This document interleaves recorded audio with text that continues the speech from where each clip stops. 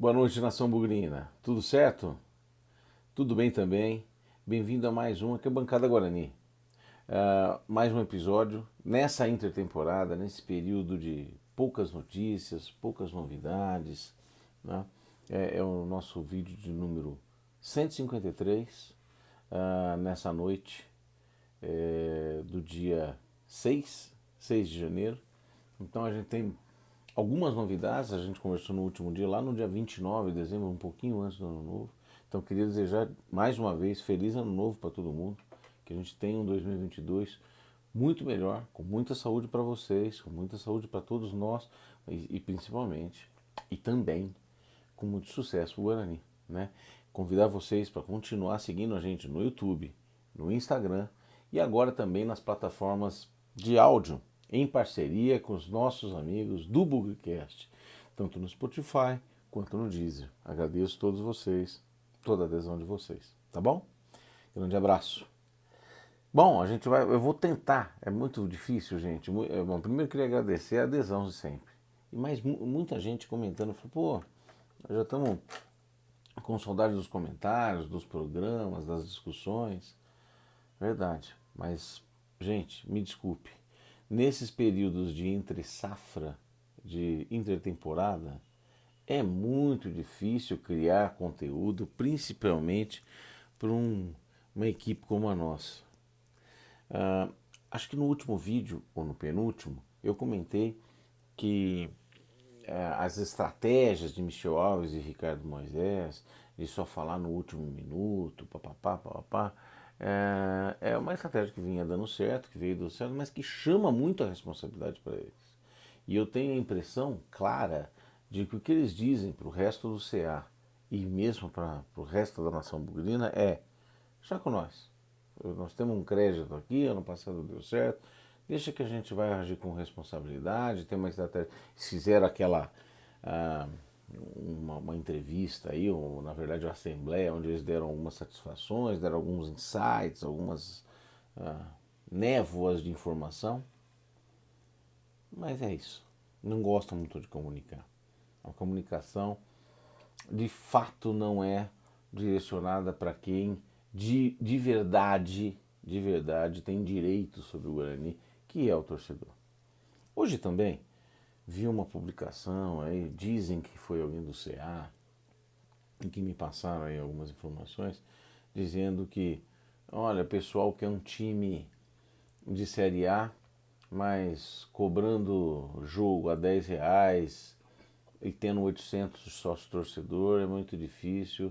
Né? Então, cobrando um engajamento maior da torcida. Eu concordo um pouco.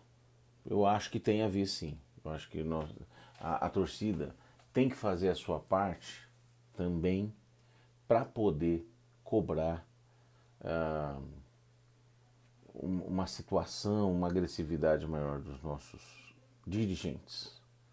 Mas uma coisa puxa a outra, né, gente? Um bom time, uma boa campanha vai puxar a credibilidade, a participação e o engajamento dos nossos torcedores. Eu acho que um pouco das duas coisas.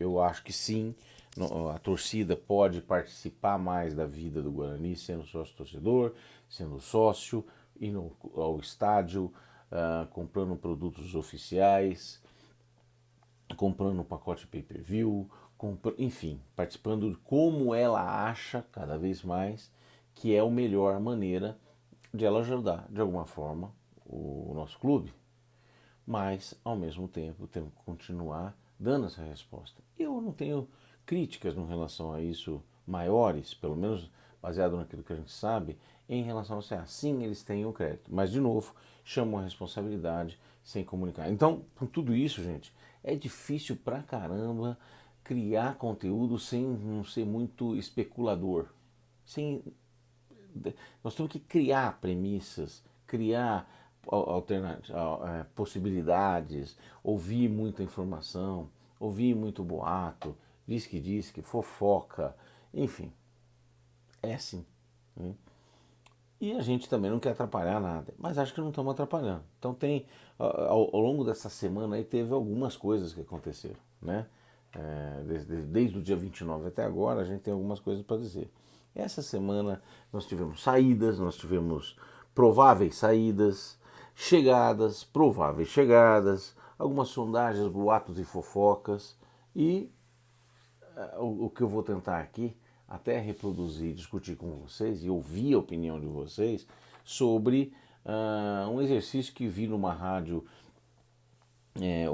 hoje inclusive, comparando o time há um ano atrás, na verdade mais precisamente há 10 meses atrás, é impressionante, né? E como estamos hoje e como estávamos há 10 meses atrás no início do Paulista do ano passado. Então, convido vocês para participar. Vamos falar das novidades, né? Então, a saída. Finalmente a novela Regis terminou, né? Li bastante coisa, ouvi bastante coisa. Acho que o CA sim fez um esforço para manter o Regis. Acho que no final das contas, eu acho que só demoramos talvez um pouco para definir essa novela, mas entendo, a gente não sabe de todos os detalhes da discussão e de como puxaram de um lado, puxaram do outro. Eu utilizaria algumas estratégias um pouco diferentes para tentar acelerar essa tomada de decisão. Por exemplo, fechando com um meia, não estou dizendo que é o Andrigo ou quem, mas fechando com um meia a gente poderia colocar pressão também nessa negociação e não perder algumas oportunidades de mercado que perdemos de fato, né? Sondaram, falaram, sei lá se é verdade ou não, mas que o Guarani teria sondado o Thiago Alagoano do Brusque, que é bom, razoável jogador, e acabou indo para a Inter de Limeira.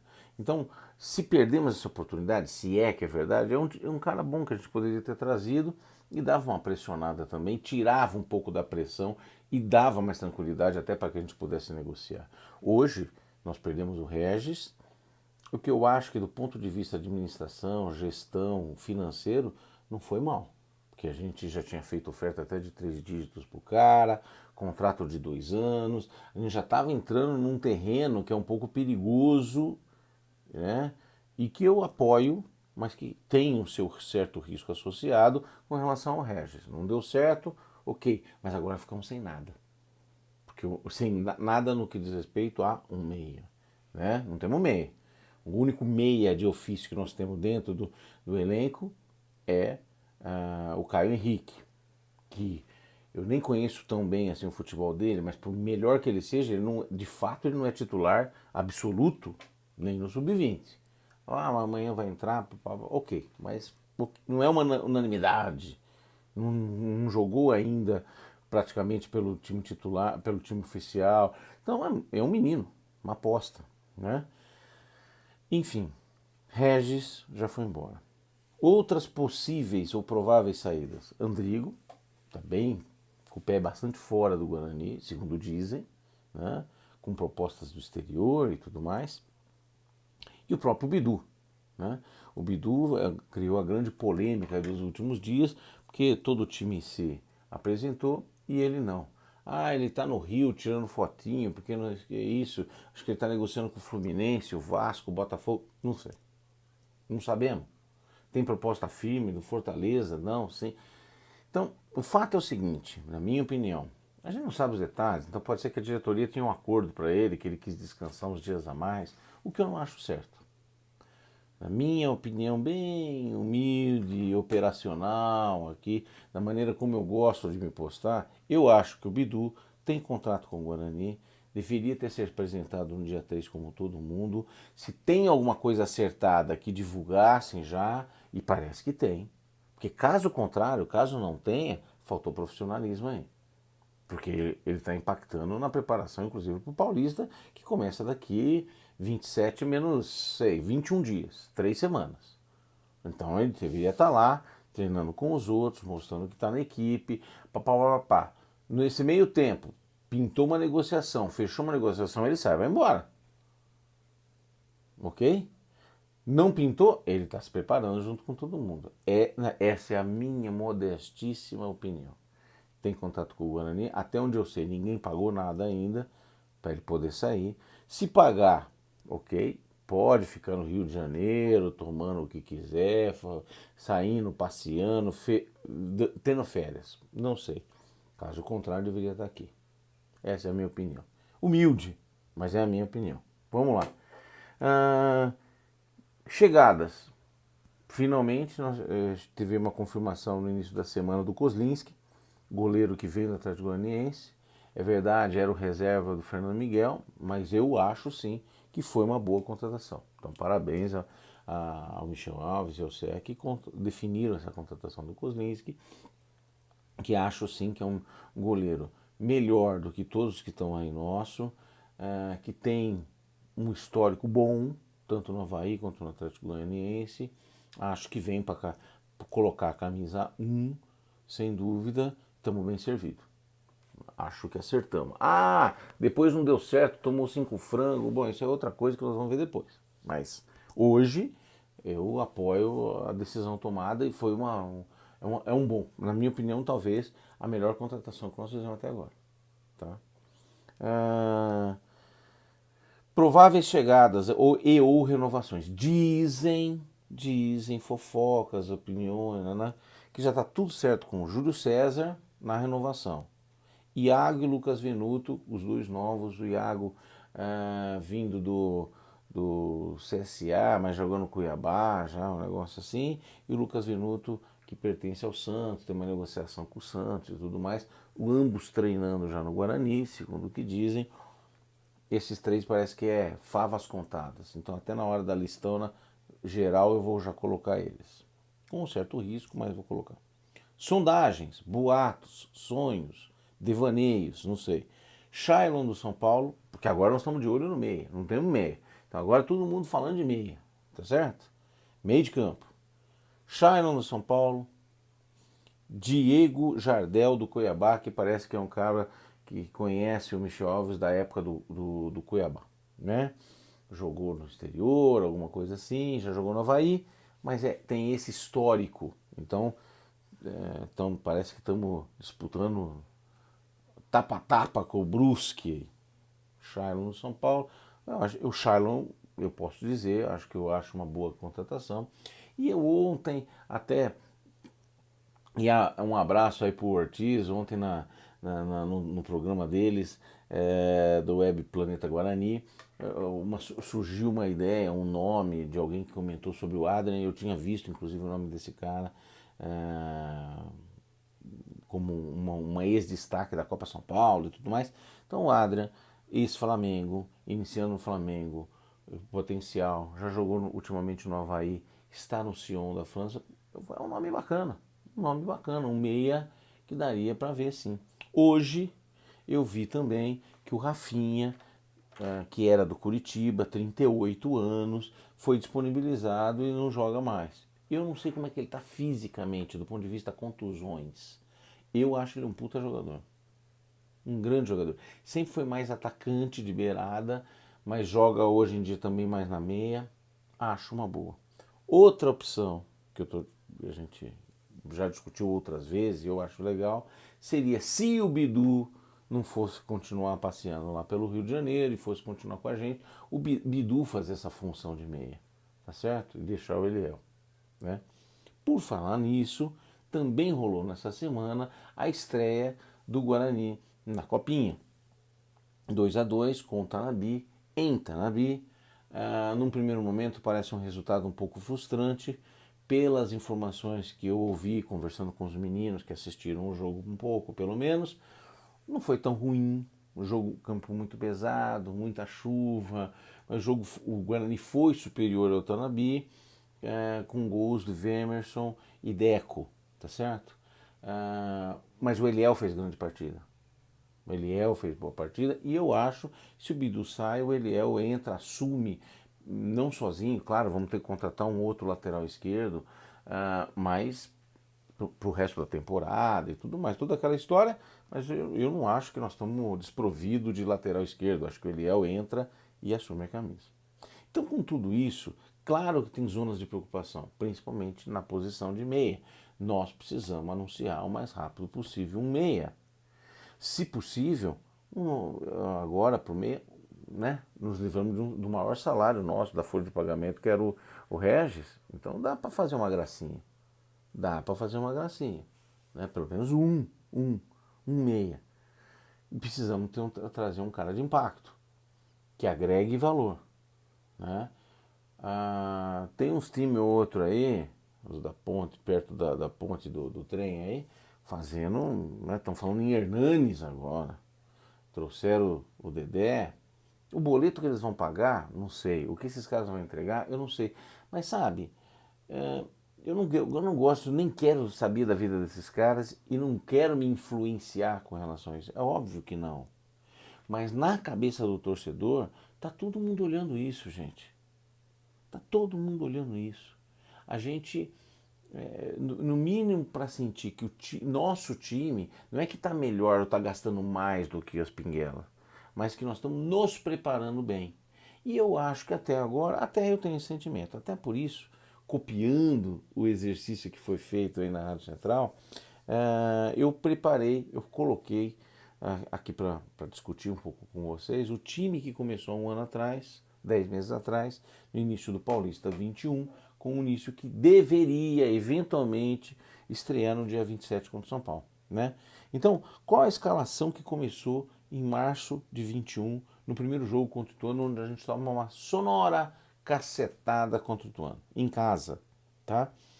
Goleiro, Gabriel Mesquita. Lateral direito, Ludic, que está aqui com a gente ainda. Gabriel Mesquita, que vai ser, na minha opinião, o reserva imediato ainda.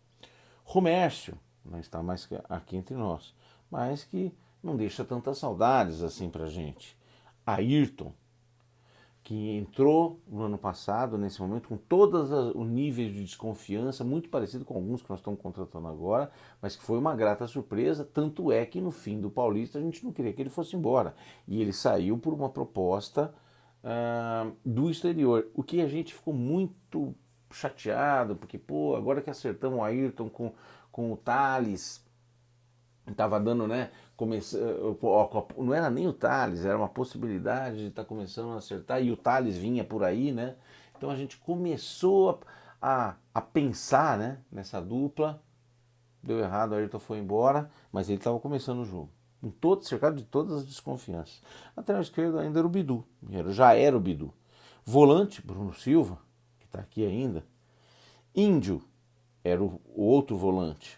O terceiro componente do meio de campo não era um meia. Olha que engraçado, a gente já estava contratando o Rodrigo tinha chegado, mas ele não estreou. Naquele dia ele não estreou, nem ele nem o Rodrigo Andrade.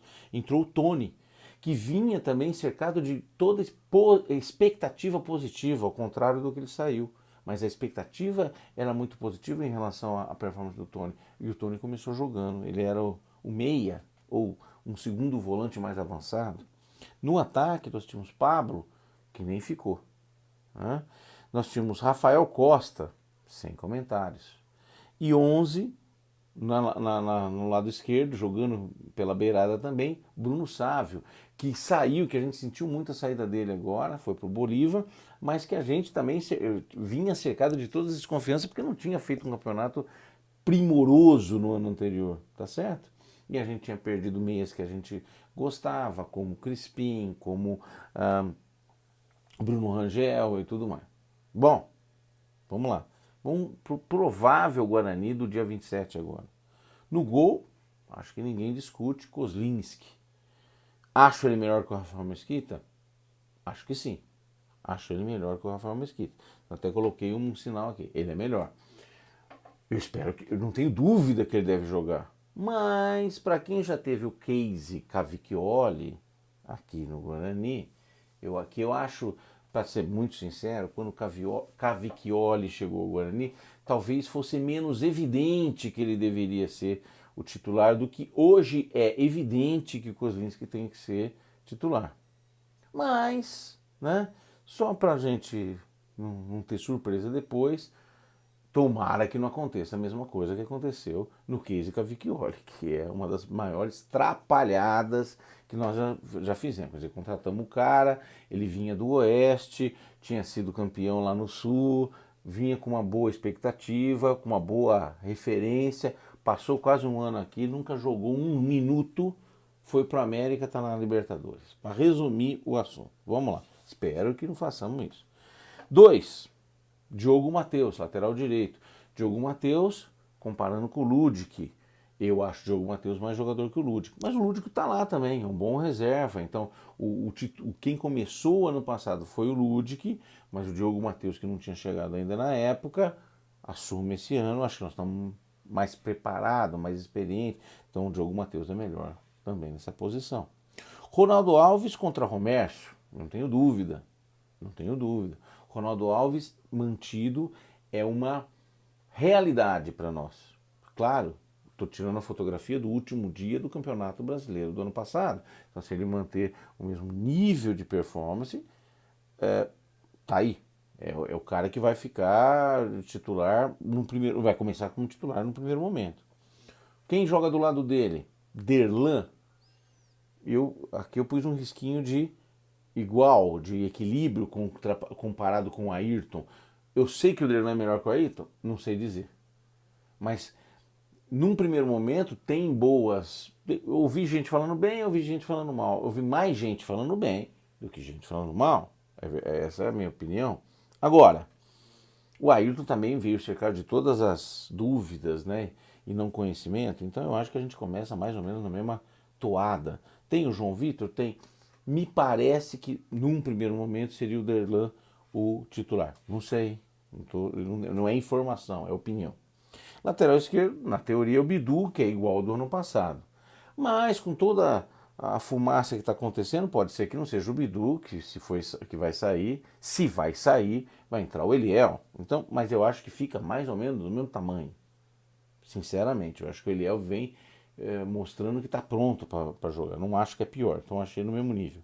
Bruno Silva, o primeiro volante, na teoria, não muda. A não ser que alguns dos que chegaram agora vai ser tão melhor do que o Bruno Silva que vai jogar no lugar dele. Não acho grande coisa, difícil, mas acho muito difícil o Daniel Paulista tirar o Bruno Silva. Tá? Então vai ser o mesmo.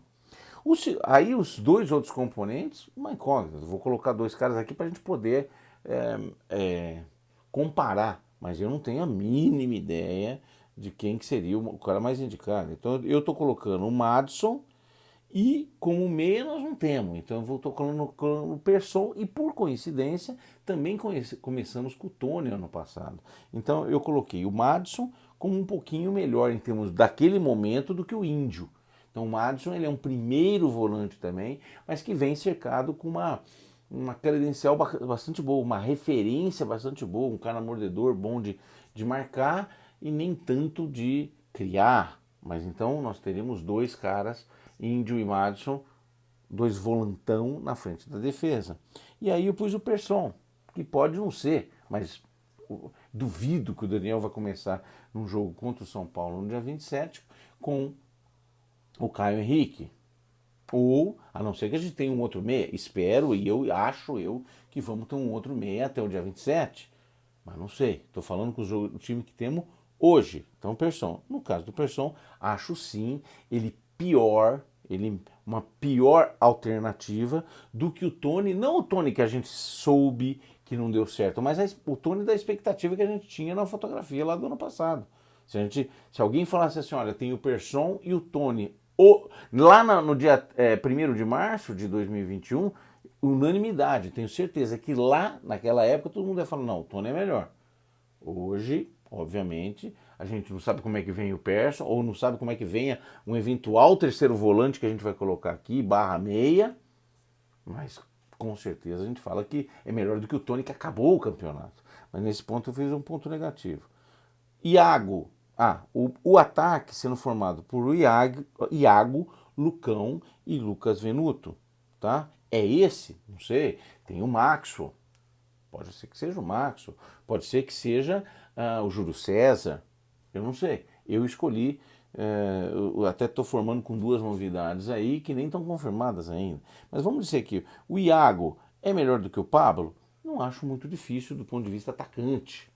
Não estou me desfazendo nada do que o Pablo fez ou negando nada, mas eu acho, pelo que eu vi, o Iago vem cercado de uma melhor expectativa. O Lucão, melhor que o Rafael Costa, o Lucão que terminou o Campeonato Brasileiro, ele é muito melhor que o Rafael Costa. O Lucão que começou o Campeonato Brasileiro, ele é 10% melhor que o Rafael Costa. Então, melhor que o Rafael Costa, tá? O Lucas Venuto pelo que eu vi, expectativa e tudo mais, eu tô pondo ele pior do que o Bruno Sávio, porque aí também, sendo um pouco justo, a gente também estava com dúvidas em relação ao Bruno Sávio há 10 meses atrás. Mas o Bruno Sávio a gente viu depois que tinha mais a entregar. Então, comparando a fotografia que eu tenho hoje com a fotografia que tive há 10 meses atrás, é essa comparação que eu tenho. Além do técnico, que hoje nós temos o Daniel Paulista, há 10 meses atrás a gente tinha o Alan Al. Eu acho que do ponto de vista momento de futebol, agora o Daniel Paulista está um pouco melhor do que o Alan Al estava em relação ao que a gente conhecia ele há 10 meses atrás. Né? O Daniel Paulista já está aqui há, sei lá, 9 meses aproximadamente, conhece o clube, conhece boa parte da equipe, demonstrou que tem razoável capacidade, sim, cometeu alguns erros, mas em comparação com o que nós vimos, amostramos do Alan Al, ele é melhor. Então, com tudo isso, das 12 peças que nós estamos comparando, nós temos 1, 2, 3, 4, 5, 6, 7 das 12 são melhores. 1, 2, 3 das 12 são equivalentes. Então nós estamos falando que 10 das 12 peças são pelo menos empatado ou melhor. Tá certo? 2 posições, é uma comparação muito besta. É apenas um exercício que eu estou confrontando com você. Só para mostrar o seguinte, nós não estamos pior do que um ano atrás. Não estamos pior. A situação é pontos que preocupam o meia. Nós precisamos apresentar um meia atacante e tem outras peças que, por exemplo, se a gente for perder o Bedu, vai ter que contratar um lateral esquerdo, não tenha dúvida nenhuma. Aí tem o Eliel. Não é um desastre, não é uma emergência absoluta. Acho que nós precisamos de outras peças. Meia, nós precisamos de 2. Atacantes de beirada, nós já temos, se tudo isso for confirmado, nós já temos, acho que uma quantidade razoável, tem que ver se de qualidade. Precisamos de mais um centroavante? Provavelmente. Para a Série B e Campeonato Copa do Brasil, nós precisamos talvez até de um elenco um pouco mais recheado, qualificado, um zagueiro eventualmente, mas no gol acho que nós acertamos. Nós temos 5 goleiros, né? Que são Kozlinski, Gabriel Mesquita, Rafael Martins, Arthur Gazzi, Lucas Cardoso, Thiago Galice, 6. Sendo que um, teoricamente, vem para ser titular. Então no gol não tem mais nada para fazer. Lateral direita, eu estou satisfeito. Lateral esquerda, se o Bidu não sair, então pronto. Se o Bidu sair, precisamos contratar um lateral esquerdo. Na zaga, a priori, na teoria, nós temos 3 caras que não são meninos. Derlan, João Vitor e Ronaldo Alves. E os meninos que vêm da base, Tietchan e Bianconi. Para começar o Paulista, acho que dá sim. Para o brasileiro, talvez precisamos de mais um. Volantes. Primeirão volante nós temos Bruno Silva, Madison, Índio. Tem 3 pelo menos. Silas, não conheço. Tem o Pedro Corsi. Então, volantes nós temos. Meia, não temos nenhum. Só o Caio Henrique da base. Precisamos de 2. Atacante, beirada tem bastante. Maxwell, Iago, Lucas Venuto, quem mais? Júlio César, Alan Leite, Matheus Souza, Renanzinho. Então tem muita beirada, tem bastante beirada. Centroavante, ao contrário do ano passado que a gente estava meio quase na hora H, a gente ainda não tinha o Davó, Paraná. Temos o Rafael Costa, que está com contrato aí, mas duvido que vai jogar, e o Lucão. Né? Então nós já estamos mais estruturados. Precisamos de novo de 2 meias. 2 meias. Um de nível mais reluzente e um tipo Regis e Andrigo. É isso que a gente está buscando. Não é fácil. Não é fácil. Os nomes que a gente falou antes são bons nomes. Vamos ver, né, gente? Então, gente, eu agradeço muito a participação de vocês. Quero que vocês comentem aí as opiniões. Vamos continuar tentando criar conteúdo de agora, nas próximas 3 semanas, com a escassez de informação que a gente tem, escassez de comunicação que vem do nosso clube, e espero que vocês gostem, espero que vocês continuem opinando. E de mais uma vez, siga a gente no YouTube, Instagram, nas plataformas de áudio, Spotify e Deezer, em parceria com o Bugcast. Um abraço para vocês, até a próxima. Tchau, tchau.